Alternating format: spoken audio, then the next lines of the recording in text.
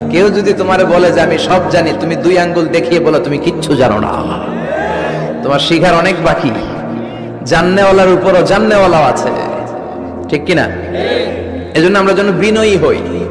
বিনয়, humbleness, আরবিতে বলে তাওয়াদু, এটা খুবই জরুরি। এগুলো আমাদের মধ্যে এখন নাই। আমাদের মধ্যে ইগো প্রবলেম আছে না নাই?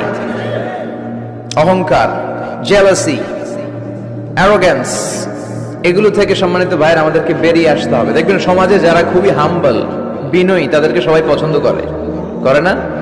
আর অহংকারীদের কেউ পছন্দ করে না। সামনে সালাম দেয়, পিছনে গালি দেয়। কথা বলেন? এজন্য অহংকারী হবেন না, বিনয়ী হবেন। বিশ্বনবী বলছেন, আল্লাহ আপনি আমারে বিনয়ী বানান, আপনি আমারে ধৈর্যশীল বানান, আপনি আমারে শুকর গুজার বানান। আমার চোখে আল্লাহ আপনি আমারে ছোট বানান, মানুষের চোখে আপনি আমারে বড় বানান। পড়েন আমিন।